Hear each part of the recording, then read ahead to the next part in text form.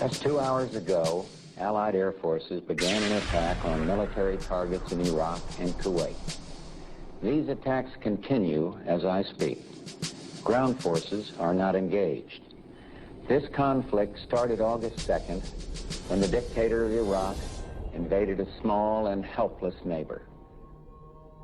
Just a short time ago, you heard the president announce that coalition forces of Operation Desert Storm have begun a large-scale ground operation against Iraqi forces inside Kuwait. This phase of the combined air, land, and sea campaign has been carefully planned to force Iraq out of Kuwait with the minimum number of casualties to Allied forces. Indeed, analysis and computer modeling indicate that chemical agents released by aerial bombing did not reach U.S. troops in Saudi Arabia. However, we have identified potential fallout concerns in southern Iraq, particularly at the rear area chemical weapons storage bunker and pit area at the location known as Al-Qamishiyah. Our operations are designed to best protect the lives of all the coalition forces by targeting Saddam's vast military arsenal. Initial reports from General Schwarzkopf are that our operations are proceeding according to plan. You use protective overgarments, boots, masks. I don't think you have seen a single battle scene from the Desert Storm War where our troops were not in mock gear.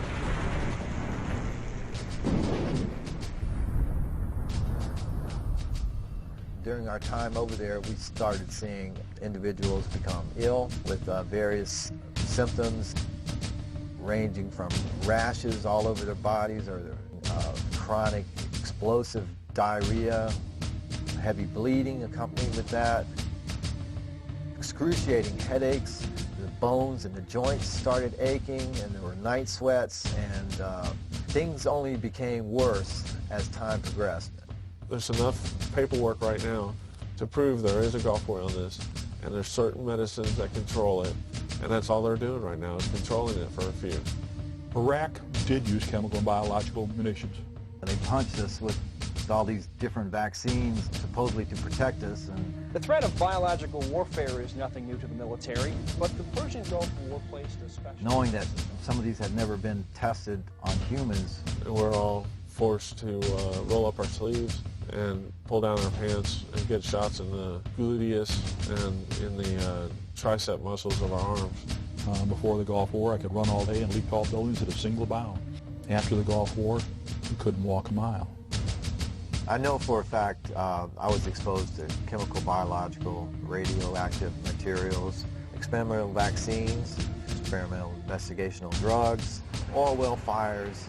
I am considered a disabled veteran. I've got a 40% disability from the United States Department of Veteran Affairs for combat injuries caused by depleted uranium and other exposures.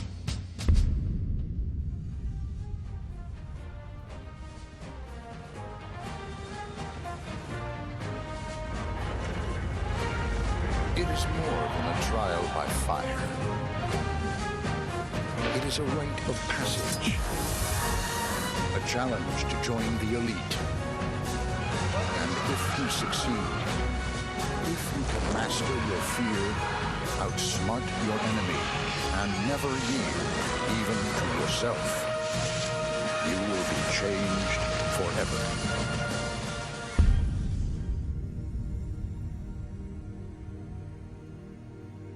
Yes, you may very well be changed forever, as thousands of our military have learned.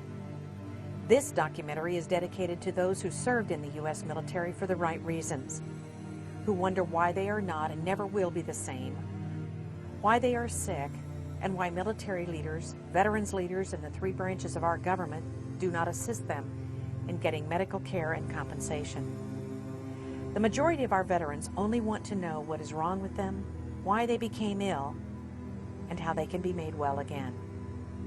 We will focus on the experiments conducted, the documents that support this experimentation, and what must be done to advance the cause of basic human rights for all active duty, Guard, Reserve, and veterans. For those of you who are not familiar with military experimentation, you are about to get a lesson in history. For to experiment without consent is truly beyond treason.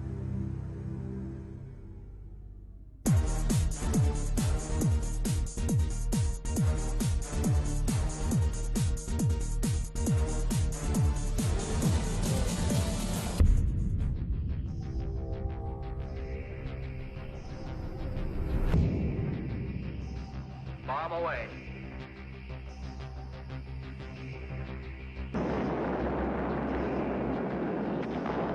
Atomic veterans include members of the United States Armed Forces who were exposed to ionizing radiation from atomic and nuclear weapons testing during the period beginning with the Trinity blast of July 16, 1945 at Alamogordo, New Mexico, the U.S. cleanup of Nagasaki, Hiroshima, the 235 atmospheric and nuclear weapons test in the Pacific, and Nevada test sites ending with the Nuclear Test Ban Treaty of 1963. The National Association of Atomic Veterans recognizes that civilians, as well as military personnel, were exposed to harmful nuclear material radiation, and that many of these personnel have since died as a result of radiation-induced illnesses. Over 382,000 servicemen, as well as civilian personnel, took part in a variety of tests during the Cold War period, when the Atomic Energy Commission, working in conjunction with the Department of Defense, had troops participate in and witness the detonation at various Pacific and Nevada test areas. Most detonations were larger than and emitted considerably more deadly radiation than the two weapons which were employed against Japan at the end of World War II. During the test, various government agencies and departments were interested in learning about the various effects of atomic and nuclear weapons, as well as how these weapons affected the immediate performance of military personnel and equipment. Troops, ships, and various types of equipment were placed from several hundred yards to several miles from the center of each detonation. On many occasions, military personnel performed maneuvers in and around ground zeros without any protective clothing or respiratory devices. Since the end of these tests in 1963, there has been no government-sponsored medical surveillance of test participants, nor any effort to locate these individuals to warn them of potential health threats.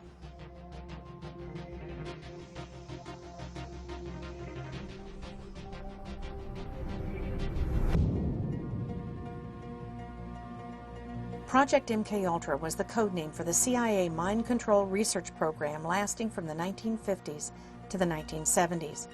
In 1964, the project was renamed MK Search. MKUltra was started on the order of CIA Director Allen Dulles in April of 1953, largely in response to alleged Soviet, Chinese, and North Korean mind control techniques on U.S. prisoners of war in Korea. Because most of the MKUltra records were deliberately destroyed in 1972 by order of then-Director Richard Helms, it is impossible to have a complete understanding of the more than 160 individually funded research projects sponsored by MKUltra and the related CIA programs. Experiments included radiation, LSD.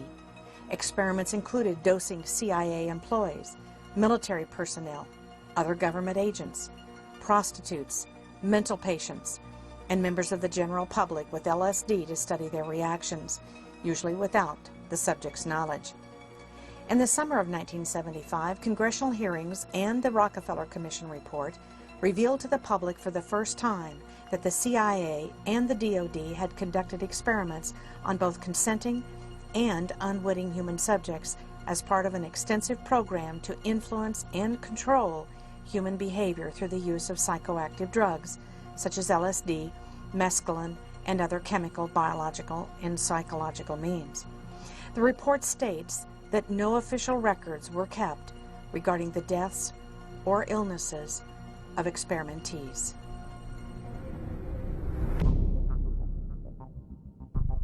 A U.S. Army project that ended over 25 years ago is now the subject of much scrutiny. Project Whitecoat was the Army's code name for a series of germ warfare studies conducted on about 2,300 Seventh-day Adventist servicemen from 1954 to 1973.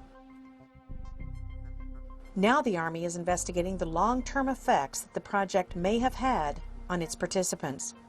They center on the Seventh-day Adventist Church and the role that it played in the U.S. Army's development of chemical and biological weapons of mass destruction. Under strict secrecy, the U.S. Army established Camp Detrick outside of Frederick, Maryland during World War II for the sole purpose of developing germ weapons. The program was controlled by the Army's Chemical Warfare Service, a branch that had worked with gas weapons that were used by the U.S. in World War I. the Army began to study both the offensive and defensive aspects of biowarfare. In 1952, the Army Medical Corps stationed a medical unit in Fort Detrick, and in 1954, this unit began using Seventh-day Adventist soldiers in its research, presumably in the defensive aspects of germ warfare. Fort Detrick was home to what became known as Project Whitecoat, the code name for the group of Seventh-day Adventist soldiers who were used as human guinea pigs in biowarfare research.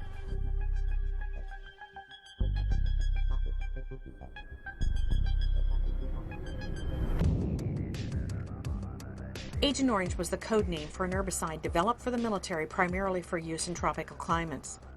The purpose of the product was to deny an enemy cover and concealment in dense terrain by defoliating trees and shrubbery where the enemy could hide. The product Agent Orange was a code name for the orange band that was used to mark the drums in which it was stored. The product was tested in Vietnam in the early 1960s and used at the height of the war in 1967 and 1968. Agent Orange was a 50-50 mix of two chemicals known conventionally as 2,4-D and 2,4,5-T. The combined product was mixed with kerosene or diesel fuel and dispersed by aircraft, vehicle, and hand spraying. An estimated 19 million gallons of Agent Orange was used in South Vietnam during the war, potentially affecting 2.5 million Vietnam veterans. On May 5, 1990, Admiral E.R. Zumwalt, Jr., in a classified report submitted the following: Report to the Secretary of the Department of Veterans Affairs on the association between adverse health effects and exposure to Agent Orange. In that report, he concluded that it was at least as likely as not that the exposure to Agent Orange caused numerous life-threatening, debilitating, and deforming diseases.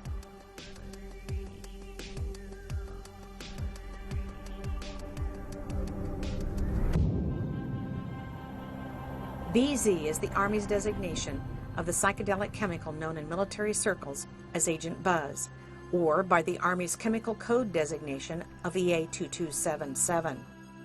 BZ was aerosolized, sprayed from aircraft, and utilized in conventional bombs.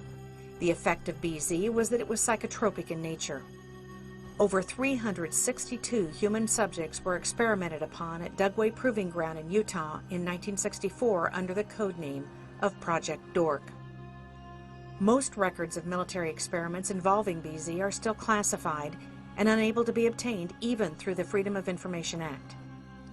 BZ was an incapacitating agent with paranormal hallucinations that lasted for not just days, but for weeks and months. You may have seen the movie Jacob's Ladder, which depicts effects from the mist sprayed over our military by our Department of Defense.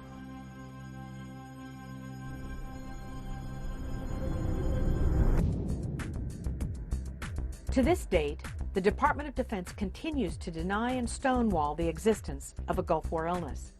The Gulf War illness is a cumulative effect of exposure to depleted uranium, chemicals, biologicals, vaccines, petrochemical agents, and parasite diseases such as leishmaniasis. Few people are aware that the Gulf War was yet another example of the Department of Defense's intentional exposure of its own troops to its own deadly weapons. From 1984 through 1989, the U.S. government, with full knowledge of the CDC and the Department of Commerce, sold and transferred to Iraq $4 billion worth of deadly chemical agents, deadly biological agents such as anthrax, Clostridium botulinum, and West Nile fever virus. As a result of the first Gulf War, hundreds of thousands of our military are now sick, and many have died. The official figure of those who served in Operation Desert Shield and Storm is 697,000. The Department of Defense has now declared nearly 250,000 of those troops as permanently disabled. The official position of the Department of Defense is that there are no classified or unclassified documents that exist to prove that chemicals and biologicals were used in the first Gulf War. But in only a 100-hour war, when less than 150 troops died, how do we explain the morbidity and mortality rate of nearly 450,000 of our servicemen and women.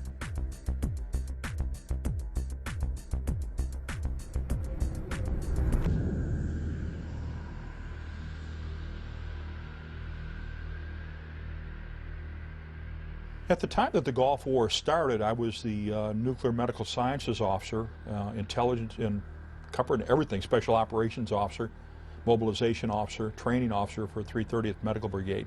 That's the largest medical brigade in the U.S. Army. It's an Army Reserve Medical Command under a one-star general. Dr. Doug Rocky is a U.S. Army Health Physicist and Nuclear Medical Sciences Officer. Dr. Rocky has expertise in nuclear, biological, and chemical warfare operations, microwave radiation, emergency response, decontamination, and battlefield cleanup. We were the super garbage men. We had to clean up the messes. We had to identify the messes. We had to collect all the garbage. We had to provide the on-site medical care. It's a lot. All the Iraqi equipment, a lot of U.S. equipment, contains radiological components. When that equipment was blowing up, the radiological materials were released into the environment, exposing and contaminating. And then to top it all off, we used uranium munitions, known as depleted uranium. They've been used back in 1973 by the Israelis against the Egyptians, but during Gulf War I, Desert Shield and Desert Storm, we took it to a totally new level. The use of radioactive materials on the battlefield. Deliberately taken tons and tons, actually over 350 tons of solid radioactive materials, and dispersed it across Kuwait, Saudi Arabia, and Iraq. Taking our radioactive waste and throw it in somebody else's backyard.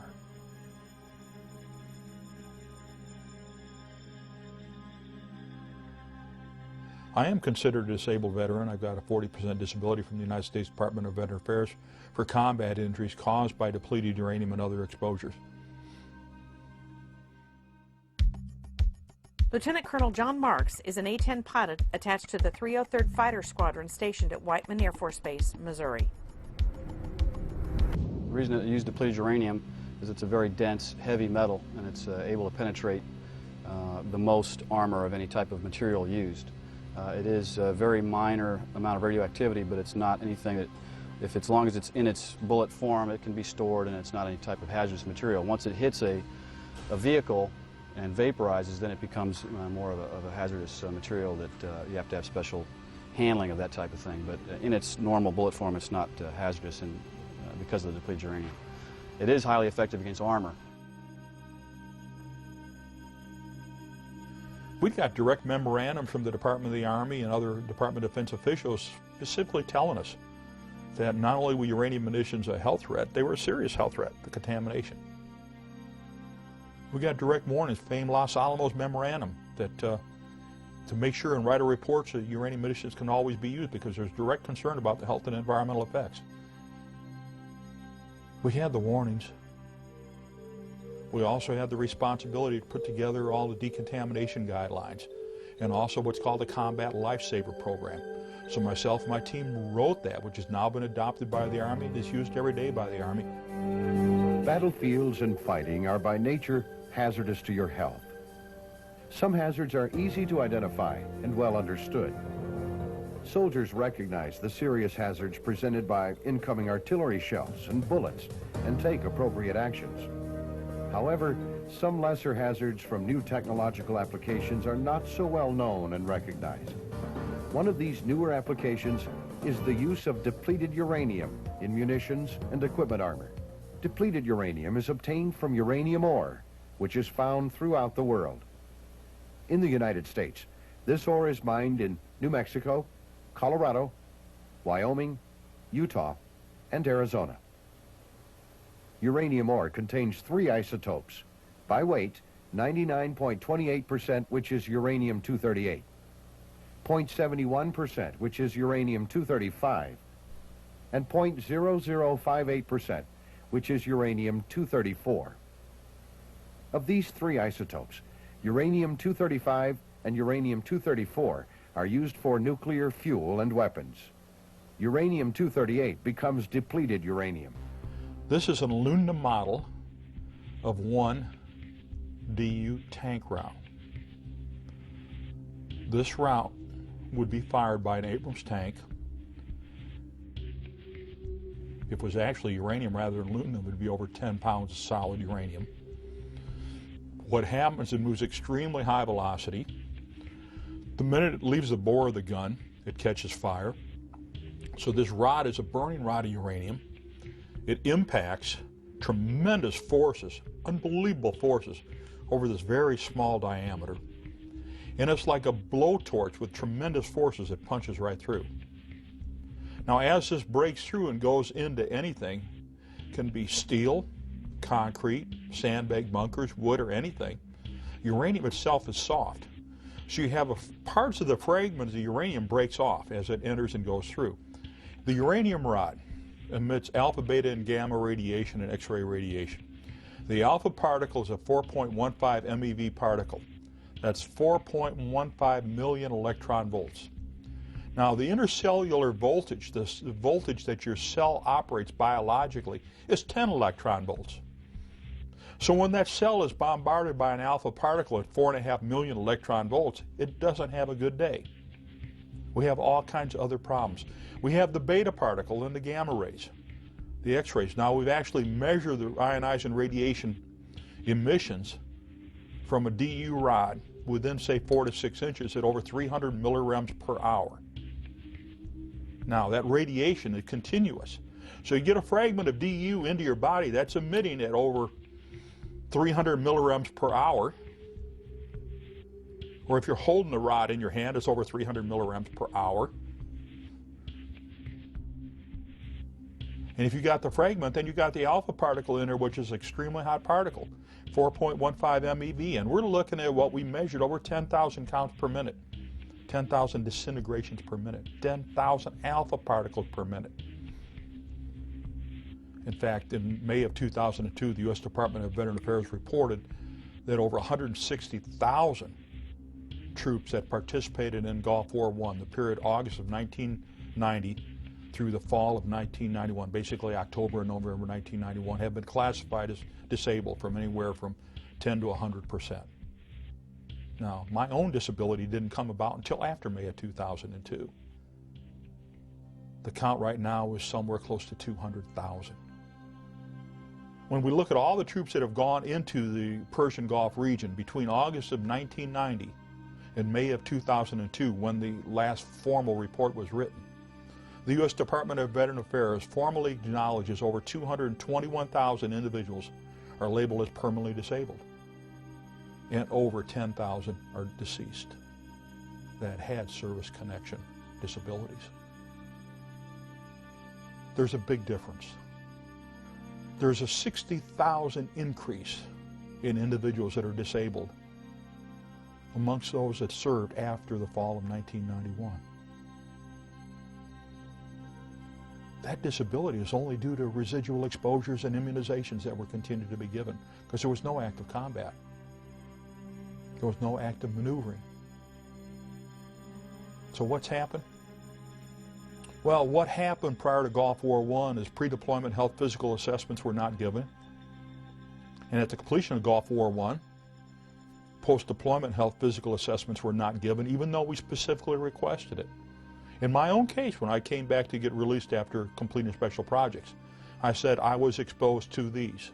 We need to do these tests. And they refused to do them. I've been a staff scientist at 2 nuclear weapons laboratories, 5 years at the Lawrence Berkeley Lab, where the Manhattan Project started, and 2 years at the Lawrence Livermore Lab. Lorraine Murray is an independent scientist who specializes in radiation issues. Her degrees include BS in geology, master's degree in Near Eastern Studies, and has pursued doctoral studies in geosciences at the University of California, Davis. For the past 5 years, my research is focused on the damaging effects of low-level radiation. The history of depleted uranium goes back to a 1943 declassified memo known as the Groves Memorandum.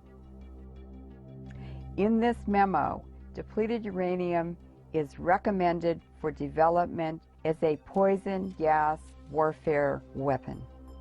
According to the United Nations Human Rights Commission, which has declared depleted uranium illegal, approximately 17 countries have purchased depleted uranium weaponry from the United States government. In December of 1992, the director of the United States Army Environmental Policy Institute was ordered to figure out ways to reduce the toxicity of uranium munitions by Assistant Secretary of the Army Walker. In 1995, the director of AEPI told the Secretary of the Army, "We can't reduce the toxicity. It's not possible." The United States Army Common Task Training states very specifically, uranium contamination will make food and water unusable. And yet we use it in combat all over the place. That's why the United Nations Subcommission on Human Rights had ruled that uranium munitions were an illegal weapon, because they're indiscriminate. They can't be cleaned up, and they last for eternity. The amount of depleted uranium used in the first Gulf War in 1991 is approximately 340 tons, and this was admitted by the U.S. government. In Yugoslavia, Lord Robertson, who was the head of NATO in 1998, admitted in the public media that the United States had used depleted uranium warheads in every missile used in that invasion. It's estimated that at least 1,000 tons of depleted uranium was used in Afghanistan in 2001, and approximately 2,400 tons were used in Iraq in 2003. The United Nations Subcommission on Human Rights, because of the fact that uranium contamination makes food and water unusable, has a permanent effect and can't be cleaned up, and affects not only combatants but non-combatants. It's been ruled an illegal weapon. It was years ago. That's common sense. We all know that the United States falsely accused Iraq of possessing weapons of mass destruction in 2003. In fact, the United States invaded Iraq and used weapons of mass destruction against the Iraqis. Depleted uranium has a half-life of 4.5 billion years. If we had a pound of depleted uranium now, in 4.5 billion years, there would only be half a pound left. This means that the Middle East and Central Asia and Yugoslavia are contaminated forever.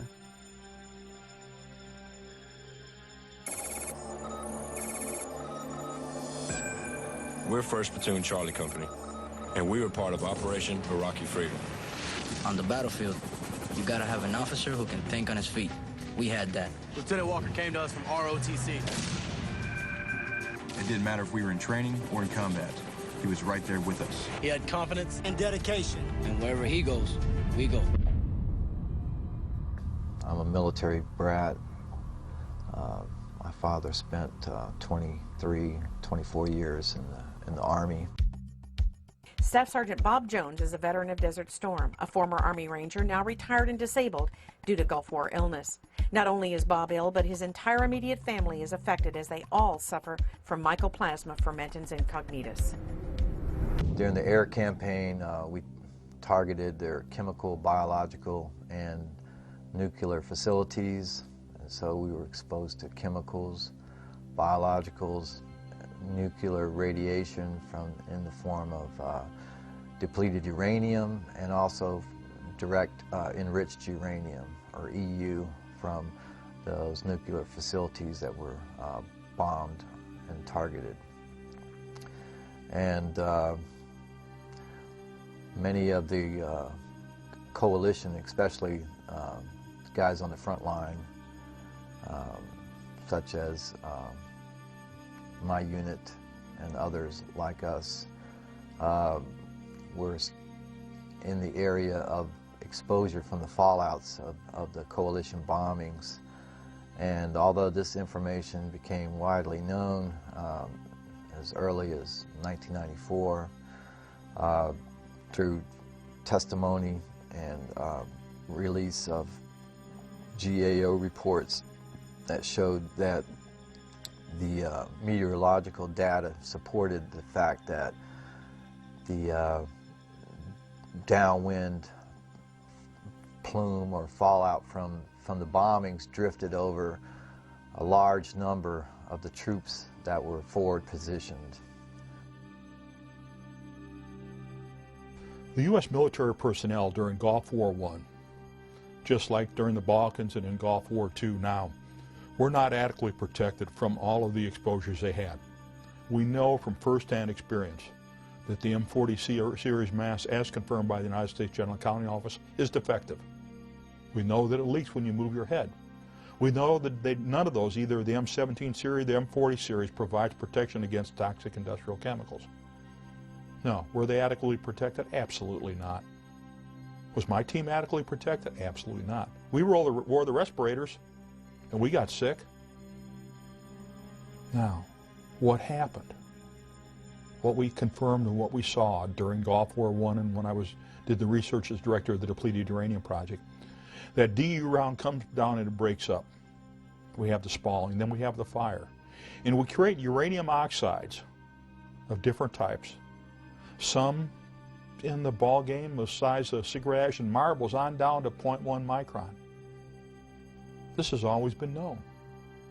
When I talked to senior Manhattan Project scientists that were expert particle physicists, they said, hey, we knew uranium when it breaks up like this was going to be down in the 0.1, 0.2 micron range.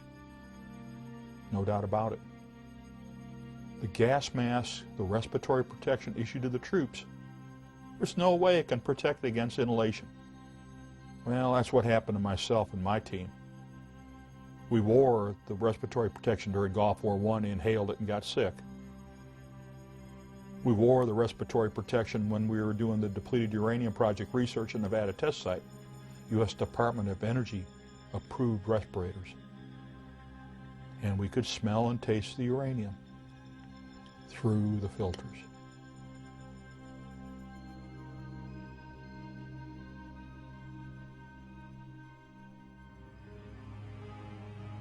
During our time over there, we started seeing individuals become ill with various symptoms ranging from rashes all over their bodies or certain areas of their bodies to having chronic explosive diarrhea, which in some cases was heavy bleeding accompanied with that. We had and I can speak for myself on this as well, excruciating headaches, the bones and the joints started aching, and there were night sweats, and you know, things only became worse as time progressed. And my unit in particular was deactivated after our return back to Germany in May of 1991.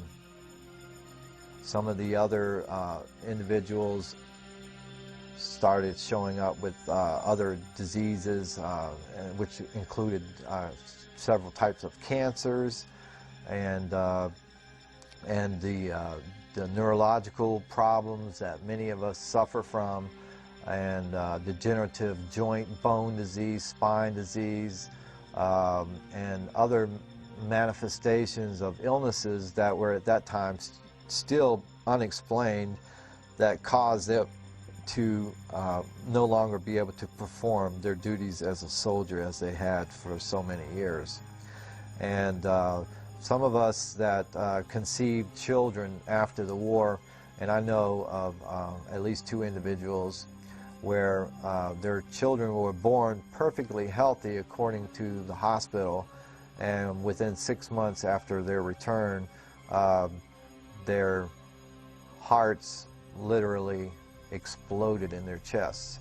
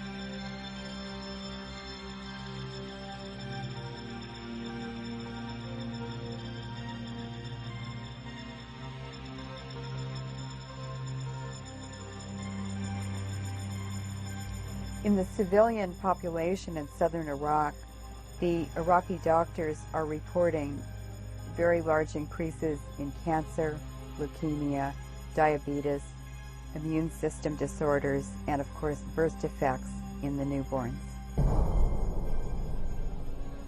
The babies are born without a brain, without eyes, without legs, or without arms. Sometimes the baby is born with a cyclops eye, just one eye in the forehead. And each year, these birth defects are more and more severe. Pediatricians now in southern Iraq are reporting that some babies are born without heads or arms. They're just pieces of flesh. Because Iraq is in an arid region with severe dust storms annually, this remobilizes the depleted uranium on the ground and on the battlefields. And so the civilian population will continue to be exposed to increasing levels of DU internally. The severity of the birth defects and radiation-related diseases will increase over time. In fact, depleted uranium is a death sentence.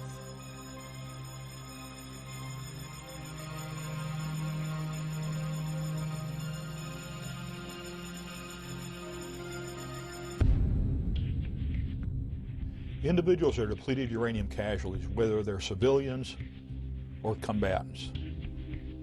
Doesn't matter where they were, whether they were exposed during manufacturing processes, testing processes, or combat use. One of the things that we're starting to see, we saw the respiratory problems right off the bat. That was predicted by the Groves Memorandum, totally confirmed by my own physicians and totally documented in my VA medical records. Then we saw the rashes. Well, what we're having is we have the particulate irritation damage, we have the chemical toxicity damage, and then we have the radiological damage, which is the result of the cancers and the tumors.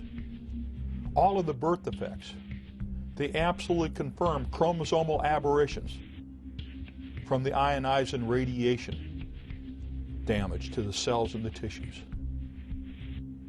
Neurological problems, rashes, cataracts, kidney problems. Your life is messed up. As said in the Groves Memorandum, it's going to cause all these health problems, and there is no medical care and treatment. You can't reverse radiation exposure damage to the body.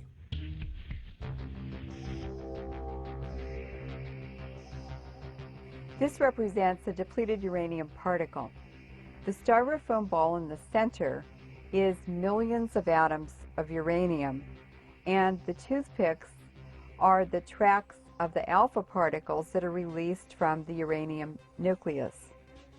When these pass through the cell, they release tremendous amounts of energy, which cause the cell processes, enzymes, and hormones to malfunction. When there are billions of these distributed throughout a body, they cause diseases in many ways, and that's why Gulf War syndrome is a complex system of diseases caused by malfunctioning of all of the parts and the processes in a cell that make life possible. Some of the soldiers were losing their mind. Dennis Kine served in the U.S. Army until 2003 with the rank of Specialist D4. A graduate of the Nuclear, Biological, and Chemical School, today he serves as a veterans advocate. Kine also graduated magna cum laude from San Jose State University. We bombed on January 17th. We started bombing. We bombed for 45 days. And after 45 days, February 28th, we started a ground invasion, which is said to be the most victorious military operation ever in the history of mankind. Well, it wasn't victorious. We got sick immediately. On March 1st, Lieutenant Colonel Ziem issued a memorandum that stated specifically, we better have somebody advocate for the use of this weaponry, otherwise the environmentalists might get upset. On March 3rd, they called a ceasefire. So from the date Lieutenant Colonel Ziem's memorandum was issued, 2 days later they called a ceasefire on March 3rd, 1991, and on March 8th another memorandum was issued saying all soldiers in this area should be protected by wearing their safety clothing. So in 1 week's time, they had 2 memorandums and a ceasefire that pretty much indicated why all the soldiers were sick. If the American people could only wake up and see what is happening, you know, this is a tragedy. You know, we're not the first victims of war. In many cases, our wounds are invisible. You know, we carry them inside of us, and it's only through specialty testing and specialty diagnostic testing that you can isolate and find these particular mechanisms involved, whether they be chemical, biological, nuclear, or other agents that would cause what has become known as Gulf War illness, Gulf War syndrome, Persian Gulf illness. There's no such thing as a syndrome. This is an overlapping combination of toxic and other exposures that varied from individual to individual depending on where they were at, what they were exposed to, and how long and the duration of their exposures. In a cubic meter of air, there are 1 billion particles, a tenth of a micron, in diameter. An ordinary man breathes 28 cubic meters of air a day. And for that reason, our soldiers, internally contaminated to depleted uranium, have billions of particles of depleted uranium distributed throughout their bodies. DU can be found in all parts of the body. It has been reported in the bladder, in the semen, in the bone marrow, in the lungs, and the brain. Because of the contamination of the semen from the depleted uranium particles, soldiers returning internally contaminate their wives and their partners. It wasn't so much my illness, but my family was also ill, and they required medical attention and medical treatment, real medical treatment. I retired in June of last year, June 2003. As soon as I retired, my family was completely dropped from the military medical system. In other words, we were enrolled at the Womack Family Practice, and as soon as I retired, we were dropped like a hot potato.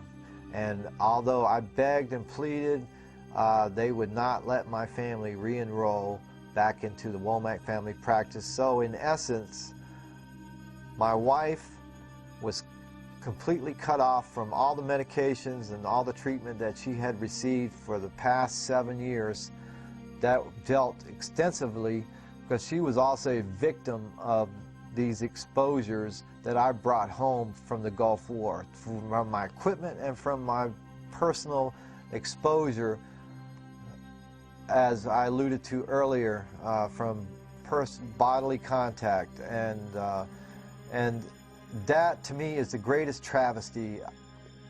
I just can't imagine how a nation, not only will they take care of their veterans that have returned from war, but you have innocent family members and loved ones that never put their hand up and swore allegiance to fight and defend the Constitution of the United States, and they get kicked to the curb and nobody cares.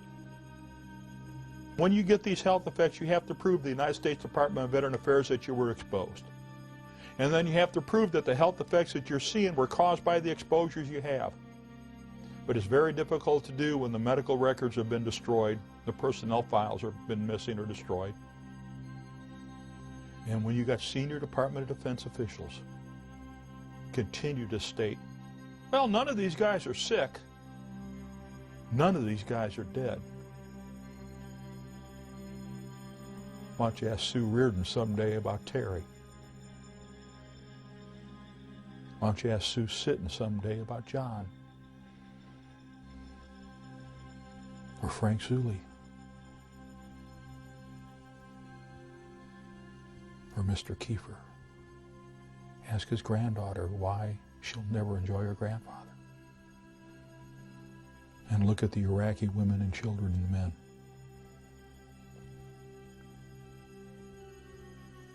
Ask the question yourself. Is winning a battle but contaminate air, water, soil, and food worth the life of your son and daughter? Is it worth the life of the child? Not just those that are alive, but those that are going to be exposed because the contamination remains there for eternity. It's real simple.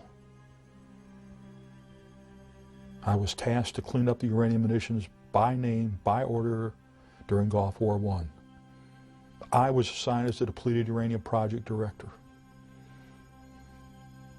I did the research. I prepared the programs. I wrote the regulations for management. I wrote the procedures for management. And I got sick because I served my nation. And I was discarded. I was abandoned.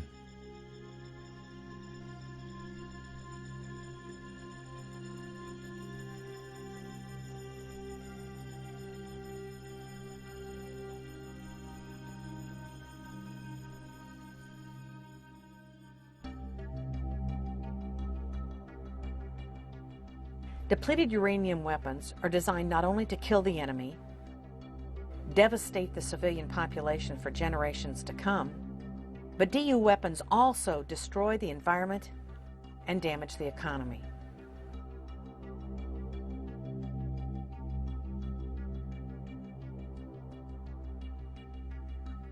In 1996, the United Nations passed a resolution that made DU illegal under international law. In order to protect themselves and continue the illegal usage of depleted uranium, the United States government has co-opted the International Criminal Court, thus protecting certain individuals from war crimes charges.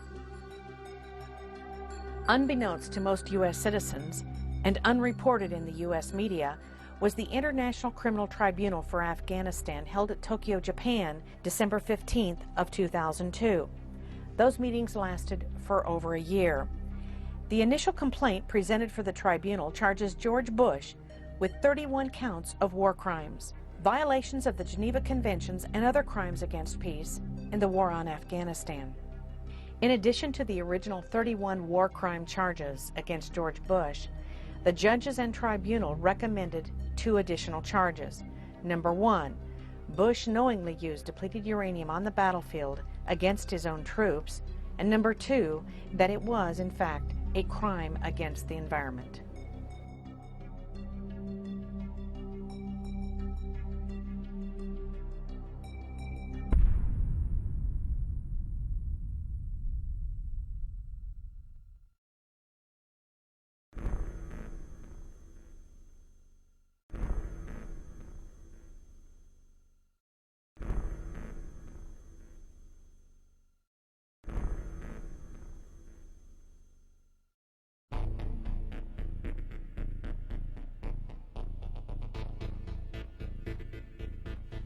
The United States Army, USAMR at Fort Detrick, Maryland, sold and provided the chemical and biological munitions and anthrax spores to Iraq. That's totally confirmed in the Regal Commission report written by James Toot and the subject of a made-for-TV movie called Thanks to a Grateful Nation that starred Ted Danson and Mark Helgenberger.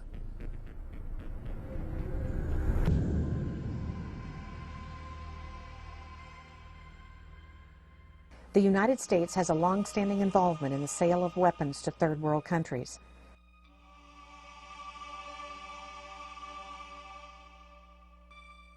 Donald Rumsfeld, a private citizen, met with Saddam Hussein as a political envoy of the Reagan administration on December 20th of 1983.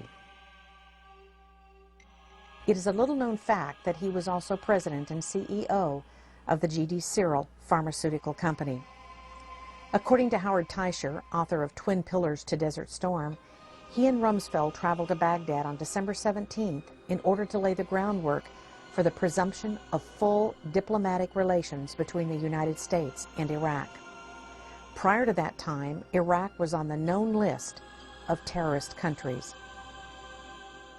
Iraq invaded Iran in September of 1980. It is important to note that the ban on the sale of weapons was in force until 1982, when it was lifted with the strong objections from Congress. The U.S. began the transfer of helicopters to Iraq in December of 1982. In 1983, Banco Nazionale del Lavoro of Italy and its branch in Atlanta began to funnel $5 billion in unreported loans to Iraq with the blessing and official approval of the U.S. government. The Reagan administration began secretly allowing Jordan, Saudi Arabia, Kuwait, and Egypt to transfer United States weapons, including howitzers, Huey helicopters, and bombs to Iraq. These shipments violated the Arms Export Control Act.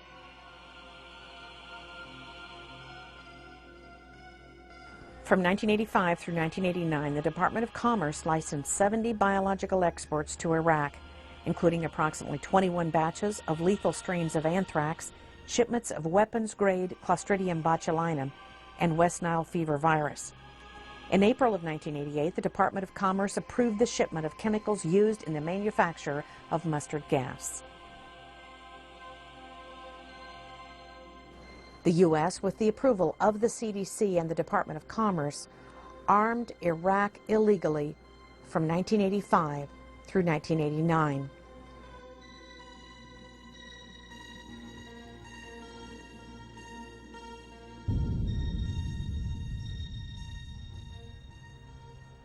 We knew from the fact that Iraq had got chemical and biological weapons from the United States and used them on Iraqi Kurds and on the Iranians, that they didn't have in their possession, they would probably use them. We knew that all the toxic industrial chemicals that we use in the military, when we move a military, go into combat, were going to affect everybody. We knew that all of the other weapon systems we had have a horrible health and environmental effect on the battlefield. That's history. And with all the background all of us had, both within the military and within academia, it was very easy for us to understand and predict what was going to happen. During the period of 1990 and 1991, we made a conscious decision, and this decision was a decision made between General Powell, General Schwarzkopf, General Horner, and Secretary Cheney to blow up Iraq's chemical and biological stockpiles in place. We also decided to blow up their nuclear reactors in place. This is all confirmed in Schwarzkopf's autobiography, It Doesn't Take a Hero, on page 390. For somebody who wants to look, you can go find out for yourself. At that time, we warned everybody that these exposures, downwind exposures, were going to have a disastrous effect on U.S. military personnel, on coalition personnel, on Iraqi personnel, and on the civilians and non-combatants in the region. That warning was ignored.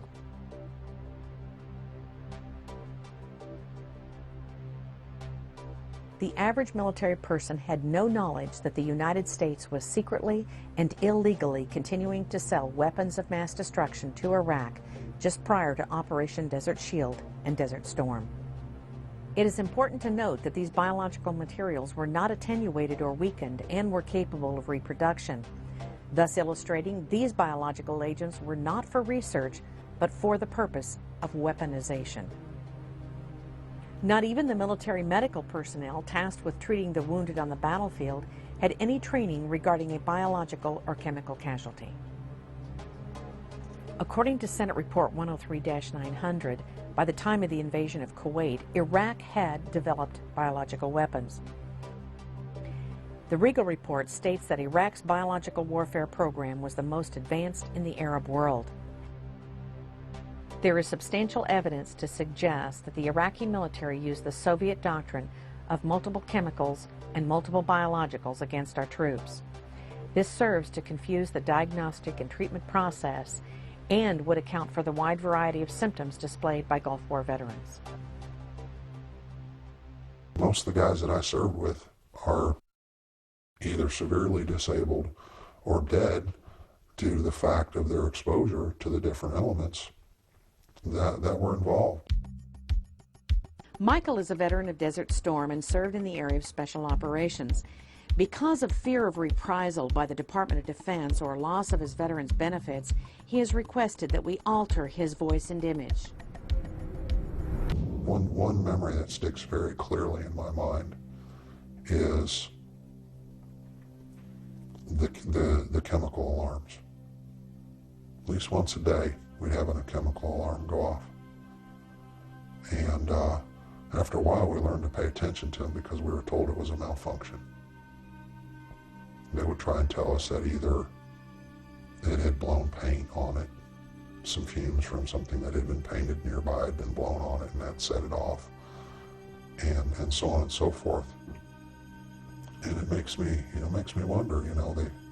They claim that no chemical weapons were used, but I have every reason to believe that now, in retrospect, it's so sad. It's so sad that you trust them so much that when the chemical alarm goes off, and most normal human beings would go, well, I don't care what you say, that chemical alarm goes off, I'm going to take precautions. But you are so indoctrinated in the fact that, oh, well, we're here to look out for you, we're going to take care of you, that when the chemical alarms go off, you just sit there and continue eating or reading or whatever it was you were doing. On a number of occasions, chemical alarms went off, and we were ordered not to basically respond to them or report them or write down statistics or even study the environment we were in, which is normally what an NBC person would do.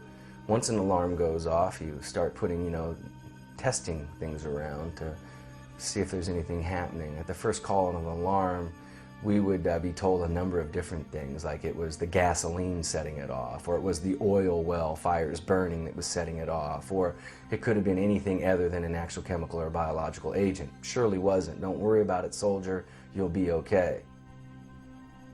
We had alarms going off, chemical alarms, and there were several occasions where we had to go into full mop gear in the middle of the night, or especially in the middle of the night.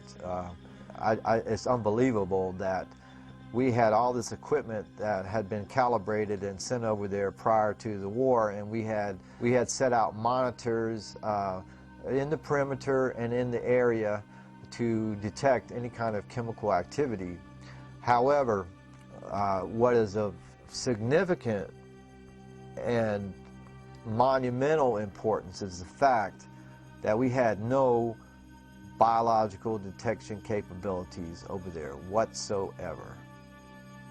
And this all relates back to the fact that we destroyed their chemical biological sites and also the bunker complexes, not to mention the big one in Camisea, which is the only one that got any kind of real attention due to the fact that an individual or several individuals happened to film the contents of that bunker complex. The order was given to blow the place up rather than the normal procedures when you find a place like of that magnitude holding the contents that it did.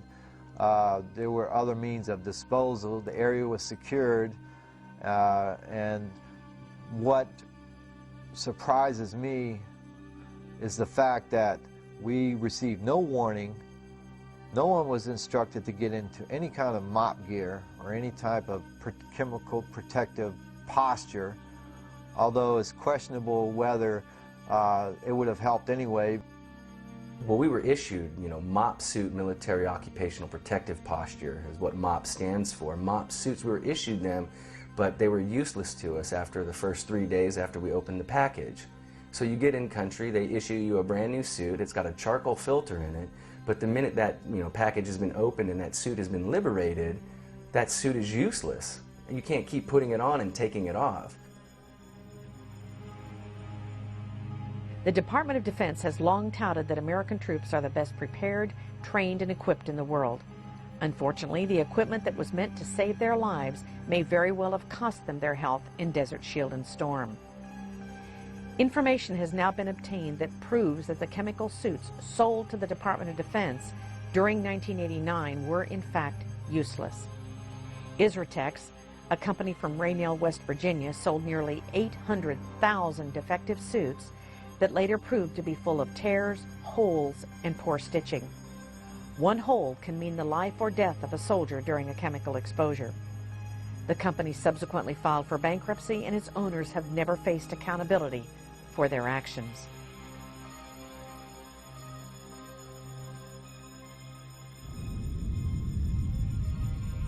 The Camisea bunker complex is estimated to be 100 bunkers and 60 warehouses, each the size of a super Walmart. The destruction of Camisea was not even discussed until June of 1996, when it was addressed by Senator Specter at the Senate Armed Forces hearing. General Schwarzkopf said the following. As I stated, the first time I ever heard of Camisea was in 1996 when it was first announced by the Department of Defense, and nobody was more surprised than I was. A little later in his testimony, General Schwarzkopf apparently contradicted himself when he said the following. I remember General Franks came to me, and I assume it was Camisea he was talking about at the time, because it was about the same time frame, and talked about this huge ammunition dump that they had found with literally tons and tons and tons of ammunition in it, and there was no way they could possibly retrograde it, and I challenged him on that, and he convinced me that no, they couldn't retrograde it, and therefore they were going to destroy it in place. And I said, fine. Now that's Camisea. From what I heard about the size of the bunker that Franks was talking about and the others that they blew up, these were huge bunkers with crates and crates and crates and crates of ammunition in them, and I can only assume that they either didn't recognize them or didn't see them at the time. We were under pressure to withdraw, and under the pressures of withdrawal, we did destroy everything we could so that the Iraqis couldn't fall back in on it and use it in some other war against us. General Schwarzkopf just stated that he was concerned about the Iraqis regaining control of the ammunition that was contained at the Camisea ammunition depot. However, several individuals have come forward with other reasons as to why the bunker depots were hastily destroyed. I'm Dan Topolsky. I was the Nuclear, Biological, and Chemical Defense NCO for B Company, 37th Engineer Battalion. I was on the Camisea Bunker Complex mission. Sergeant Topolsky was one of the nuclear, biological, and chemical non-commissioned officers in charge of identifying munitions at Camisea Bunker Complex in Iraq. I felt betrayed. I felt like we had been sold out for dollars when I saw what I saw inside those bunkers. Even though I had 40-some years in military service, if you were to bring in a bunch of ammunition and pile it up in front of me, and one of them was a 122-millimeter rocket with chemicals in it, I would not be able to tell you that that had chemicals in it, particularly if it was an Iraqi rocket with Arabic writing on it or something of the sort. We identify ours when we had them in a very specific way by color coding. I don't have the slightest idea what the Arabs did. General Schwarzkopf stated that we identified our weapons by color coding.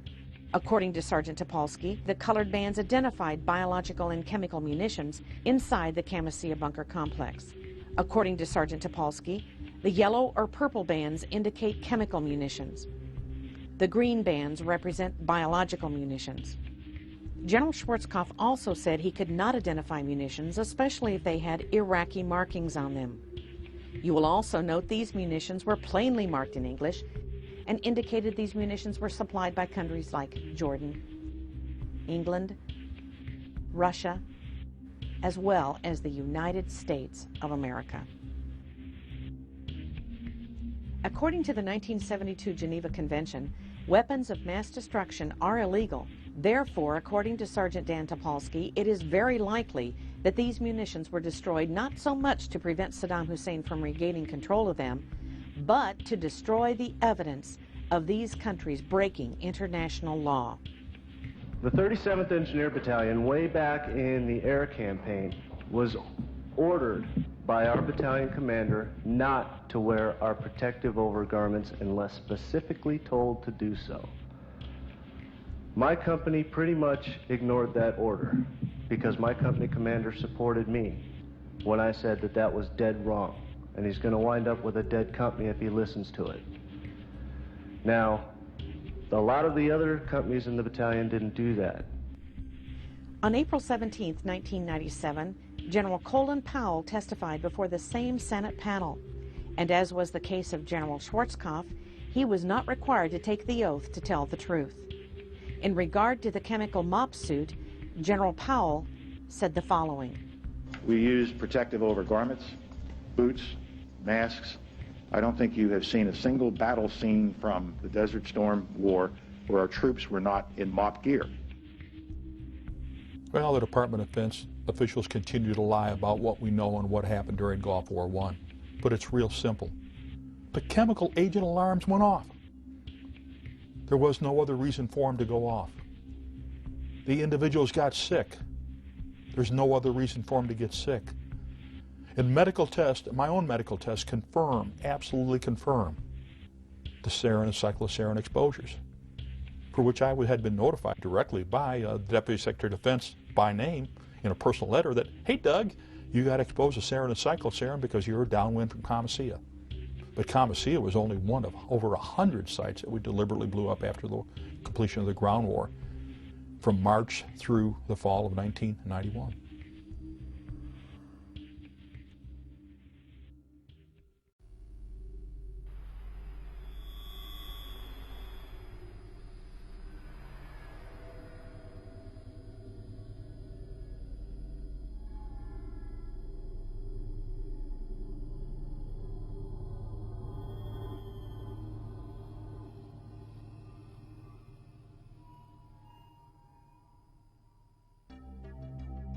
Even though the Department of Defense continues to deny the widespread use of chemicals and biologicals during the first Gulf War, Jonathan Tucker of the Monterey Institute of International Studies has demonstrated evidence for the use of chemicals in the Kuwaiti theater of operations.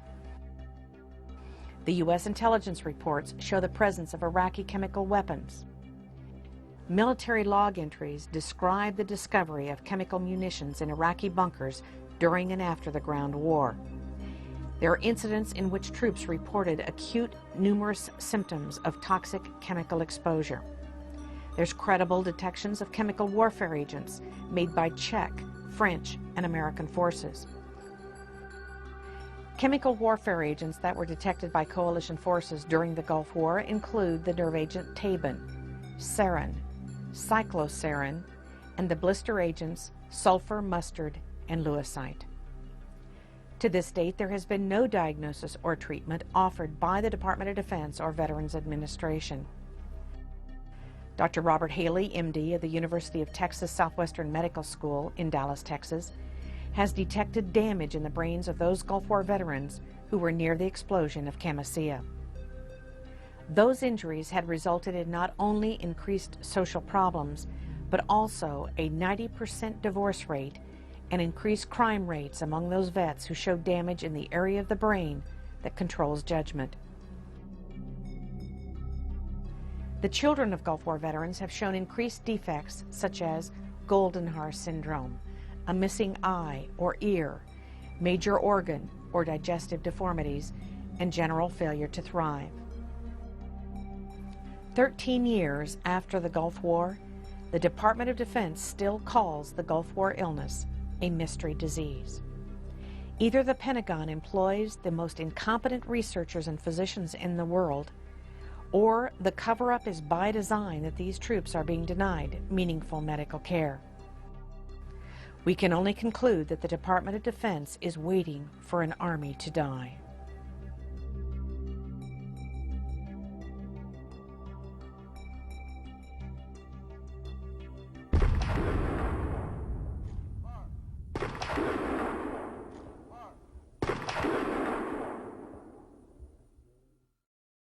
The threat of biological warfare is nothing new to the military, but the Persian Gulf War placed a special emphasis on it.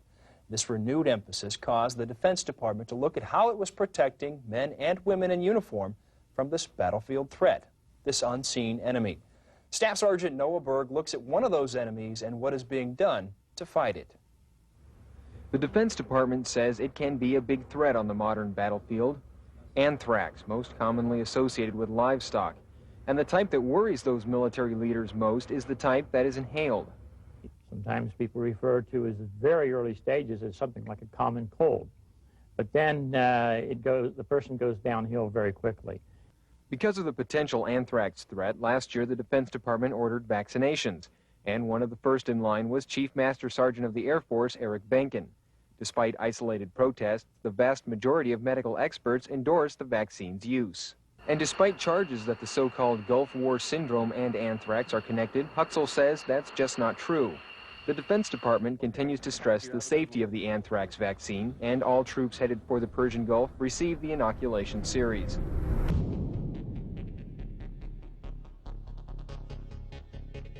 We had all the problems from immunizations.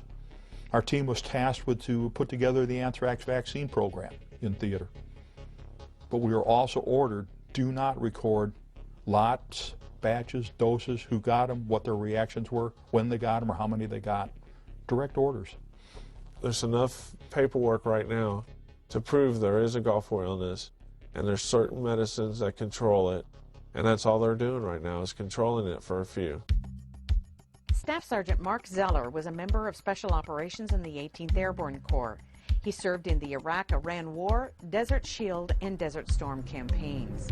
And we're all forced to roll up our sleeves and pull down our pants and get shots in the gluteus and in the tricep muscles of our arms. We all started getting sick, but we didn't think nothing of it because our flight surgeon was telling us that it's hygiene that's getting us. We're all not taking baths every day. It's like maybe once a week or once every 3 days.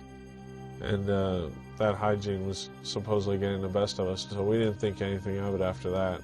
They punched us with all these different vaccines, you know, supposedly to protect us, and knowing that, you know, some of these had never been tested on humans. My neck bones are degenerating. My lower back's degenerating. No one knows why.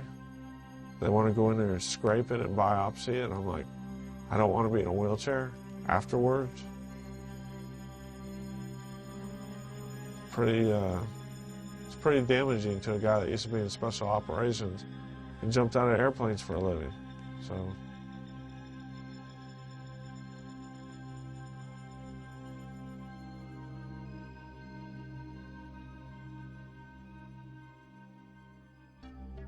The use of vaccines in the military with recruits and servicemen and women is well documented.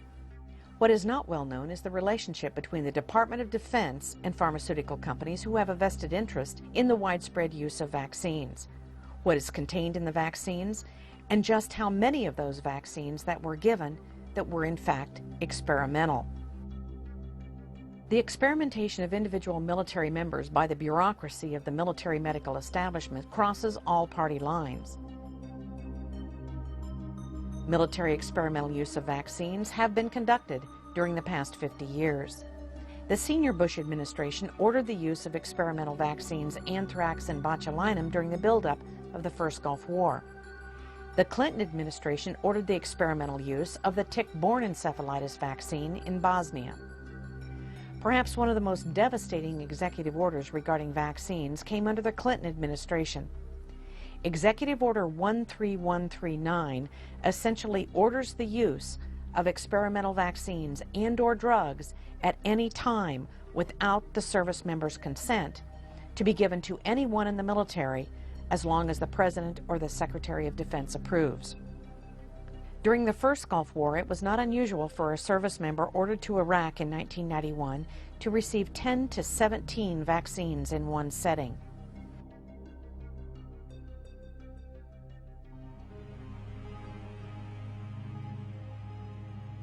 Thousands of U.S. and coalition military personnel who served in the Persian Gulf War are now seriously incapacitated from unknown causes. One common thread for all military personnel were the vaccines. Many of those who did not deploy became ill also. Unfortunately, the U.S. military medical establishment has continued to conduct on an ongoing basis operations such as Project Badger and that has been referred to as a Manhattan-like project that involved the Tri-Service Vaccine Task Force.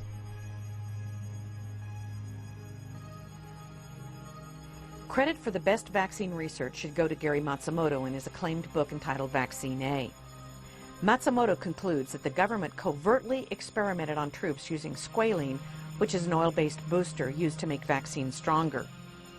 Squalene has only been approved for use in experimental AIDS and experimental malaria vaccines.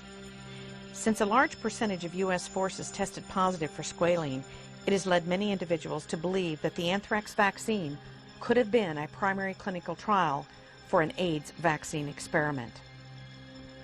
What the DoD should have disclosed to the troops is that squalene causes life-threatening diseases such as lupus, crippling arthritis, and multiple sclerosis.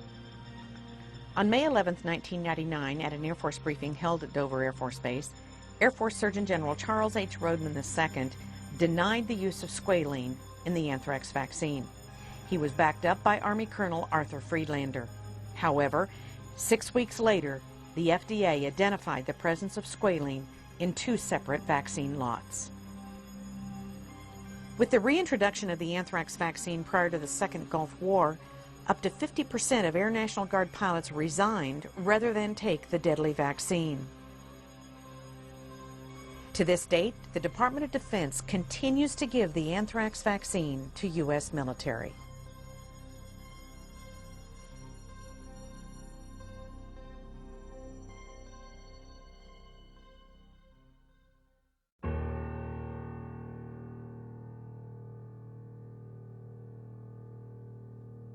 The minute you walk into a recruiter's office, the first thing they say is, "Young man, if you do this, you'll be taken care of forever."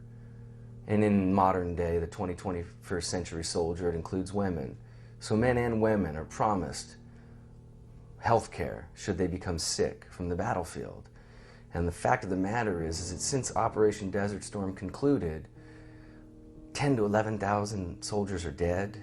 250,000 of us get a check from the Veterans Administration for undiagnosed illnesses, and double that amount have actually gone to the Veterans Administration and entered into study groups known as ionizing radiation study groups and Gulf War depleted uranium study groups.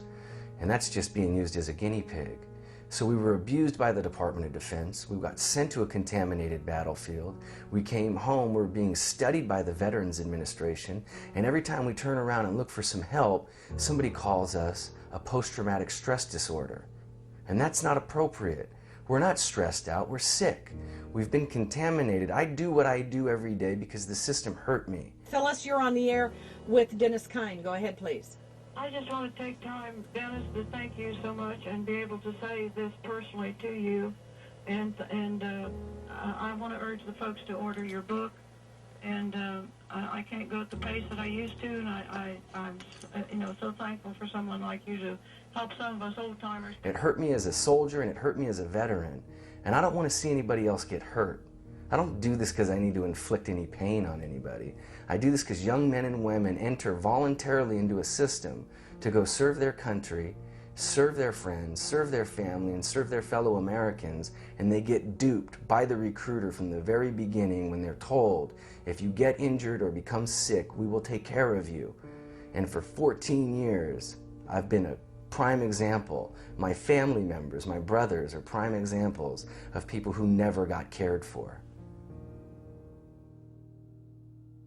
There's legislation in Congress right now to implement another draft. Every parent needs to decide if they're willing to send their child to be part of a military medical establishment experimentation process, because that's exactly what is going to take place. For the past 50 years, we've been experimenting upon hundreds of thousands of our military. It's incomprehensible the damage that has taken place in the lives of these servicemen and women. And it's not just the servicemen and women, it's their families, their spouses, their children that have been severely affected. It must stop. How will we ever get anyone to join the military knowing that they're going to be exposed to whatever the Department of Defense desires to do with them?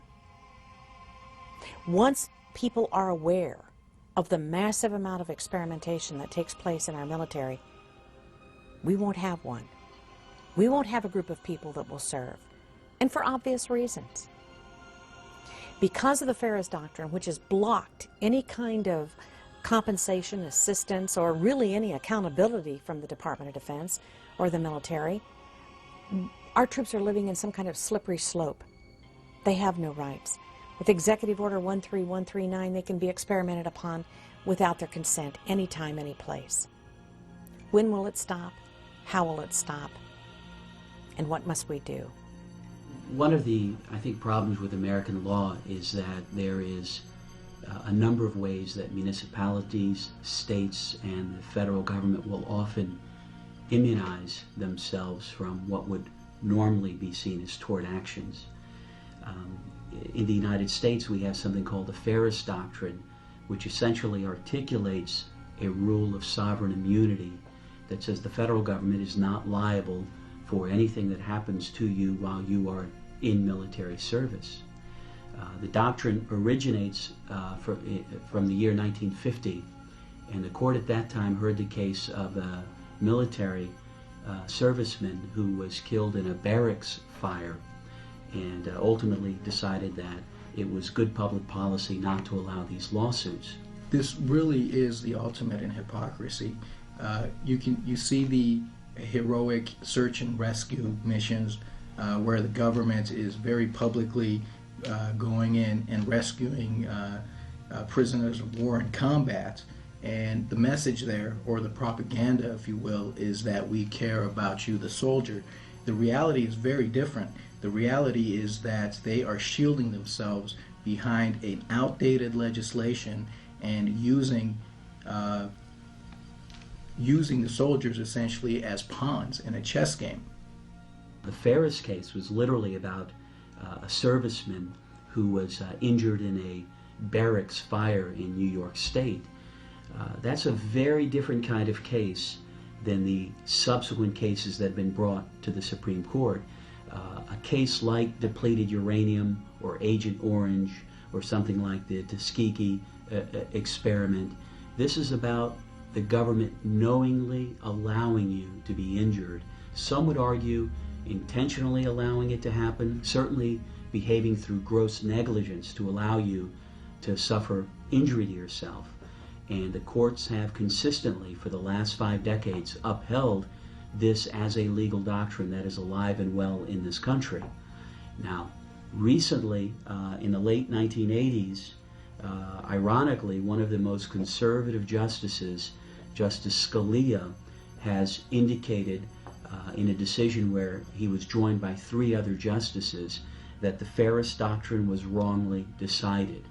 And so there's some hope that the court is starting to see that a doctrine that began over the principle of negligence ought not be applied when you get into really criminal knowledge.